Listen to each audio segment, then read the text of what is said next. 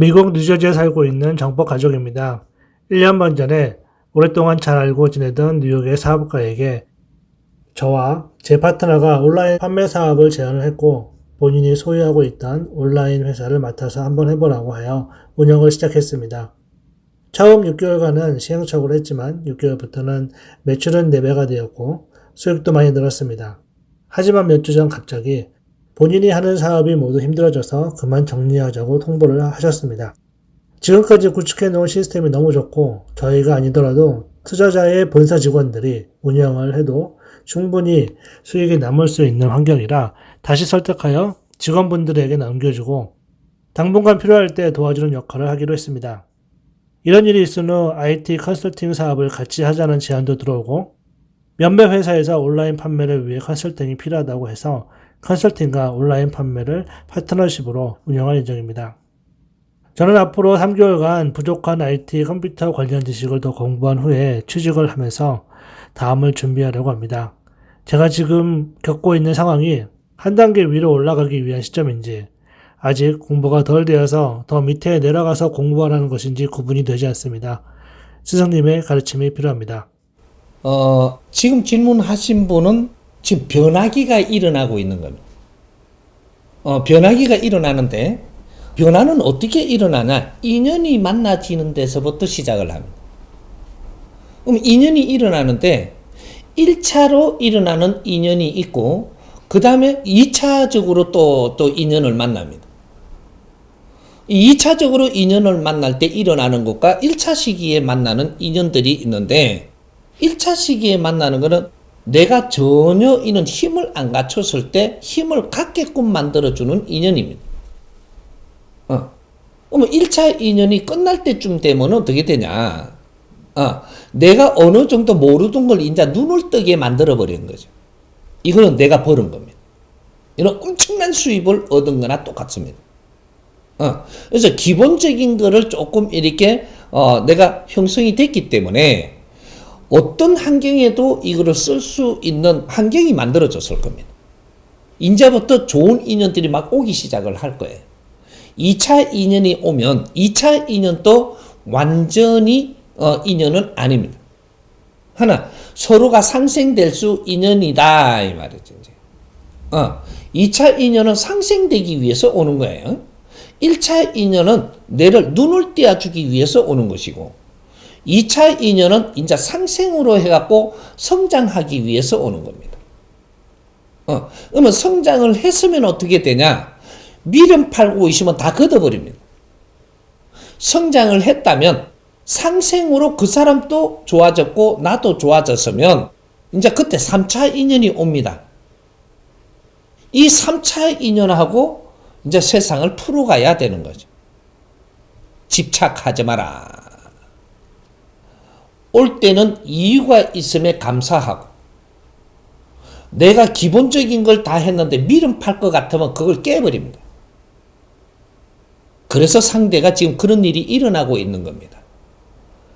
미련을 팔면 니를 키우려고 드는데 미련을 팔면 상대를 깰 수도 있고 네가 깨져보면 영원히 힘을 못 쓰잖아. 그래서 너를 키우기 위해서 상대가 움직인다 이 말이죠. 그래서 지금 결정한 거는 참 잘한 겁니다. 상대한테 이렇게 접으려고 할 때 만일에 필요할 때는 제가 적극적으로 도울 테니까 이거는 내가 지금 이때까지 형성시키는 이런 거를 가지고 사회 다른 데다 쓸 수 있도록 이제 인연을 만날 겁니다. 그 만나는 거는 잘 만나는 것이고 그렇게 하면서 이 고마움을 앞으로 상대들이 다시 지금 그만두는 사람이 무언가를 할 때 내가 도움이 될 때는 분명히 도움이 되면서 그렇게 가야 됩니다. 요렇게 하고 그 다음 2차로 상생하면서 조금 일어나면 거기서 많은 또 이 환경들이 내가 성장을 하고 내가 가진 뭐 기술, IT 이런 것들이 굉장히 많은 정보가 내한테 올 겁니다.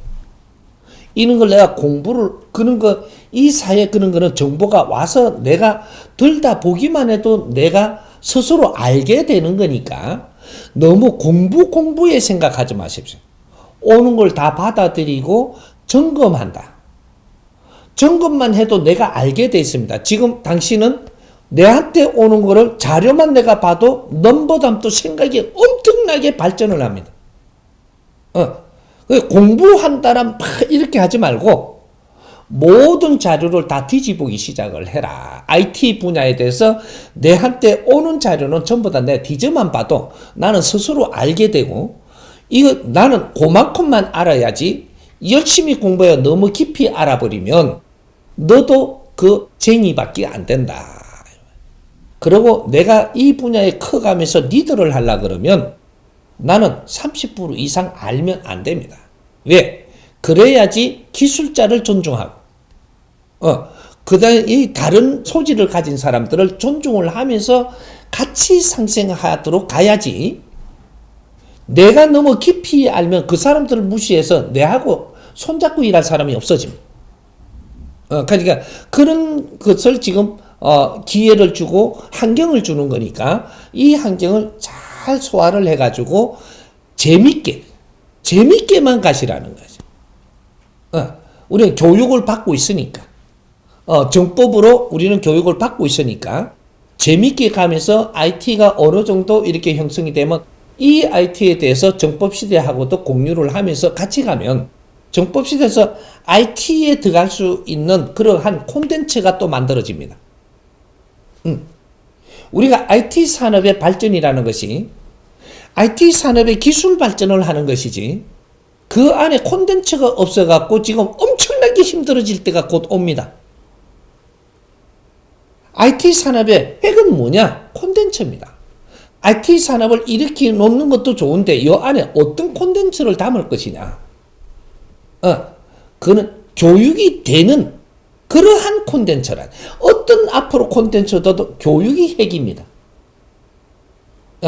교육이 안 들어가는 그러한 이는 그 아이템은 난주 가다가 힘들어서 또 이상한 일이 벌어지는 거죠.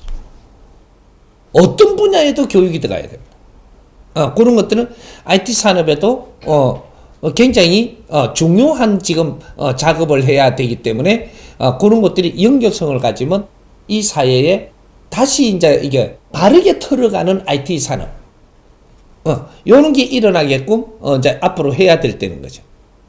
그래서 지금 그런 거를 위해서 내가 지금 그러한 환경에 기회를 주는 거니까 주저하지 말고 가십시오. 그렇게 이해하면 됩니다.